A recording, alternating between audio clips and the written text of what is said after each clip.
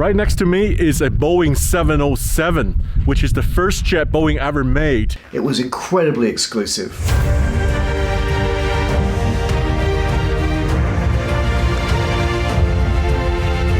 My first flight with Saha Boeing 707 was in 2004. The most exotic ticket in the world. In some say it even looks like a Star Wars spaceship. There's no fly-by-wire. A very, very pure, very authentic flying experience. No overhead bins to cover the luggage. It was a military tanker. That window is actually for the refueler to observe. The 707 is a significant airplane that changed the world.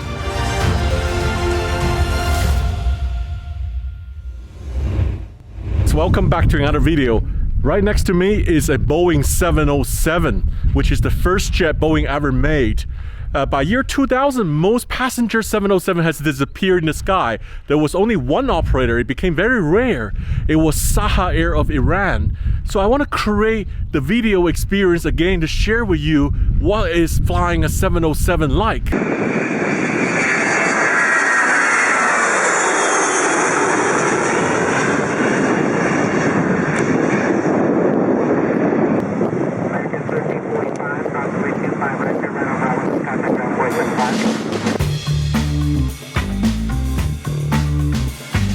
When the 707 first went into service, it was incredibly exclusive. A round-trip ticket from London to New York was £250 in 1958.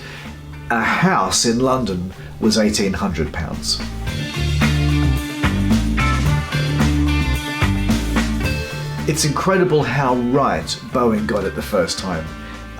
This airplane is now a 70-year-old design, but still the overhead panel, much of the cockpit and the exterior shape is exactly the same as a brand new 737 today.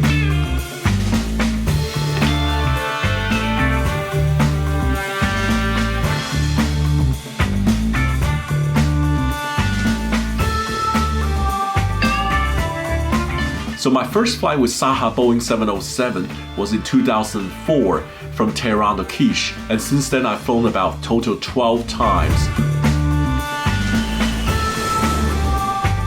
I think after the retirement of Concorde in 2003, the Saha 707 was the most exotic ticket in the world, bar none, and probably just as smoky and loud as a Concorde.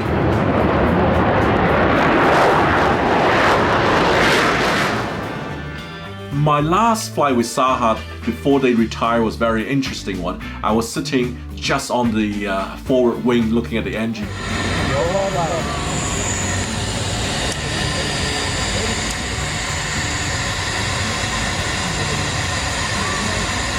The 707 interior was very basic on Saha Air. It has racks. There's no overhead bins to cover the luggage. Behind me was a large group of Iraqi pilgrims who had never flown an airplane before. So they're very lucky. I think the first time they flown a plane was on a 707. They were on a religious pilgrimage to Mashad. They chant their Muslim prayer very loud during the takeoff. So it was a very surreal experience with a large group of people chanting Arabic prayer and behind me.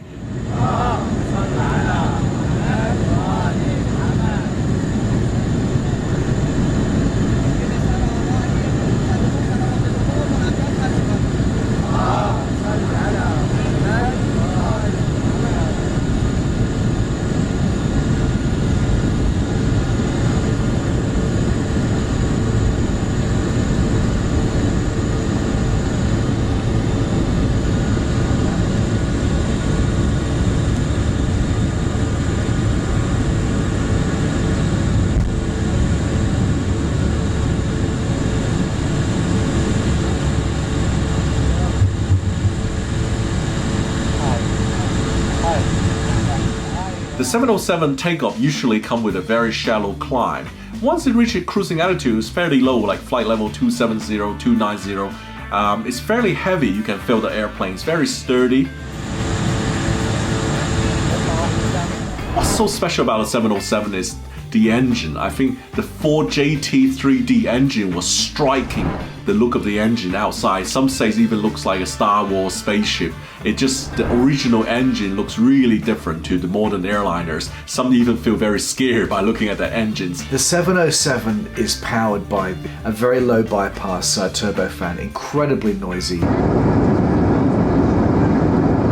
very inefficient. It's very, very heavy on the controls. It's all cables, there's no fly-by-wire, there's no hydraulics, it's mandrolic. A very, very pure, very authentic flying experience.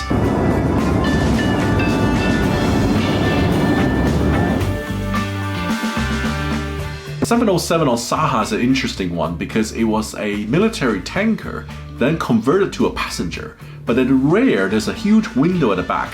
That window is actually for the refueler to observe, refueling mid-air to other aircraft. The Saha Air do provide decent food on a short 1 hour, 1.5 hour domestic flight in Iran. The crew were very accommodating. Usually they understand why we came a long way to film, to travel.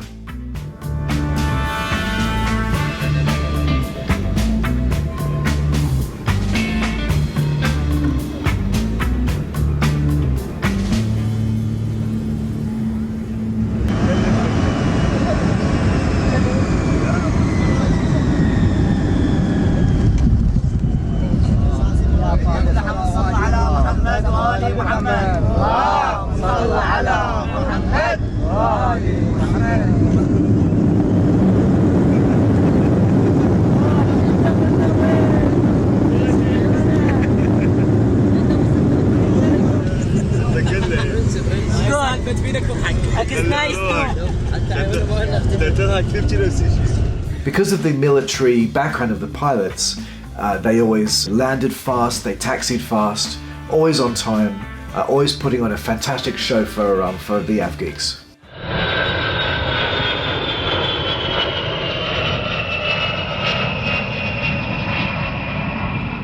Well, I hope you like my footage on the 707 takeoff and landing. These are very old footage, but they're very precious memory to me. The 707 is a significant airplane that changed the world in aviation. It changed the way we fly. It's such a beautiful airplane. Here I'm paying my tribute to the 707.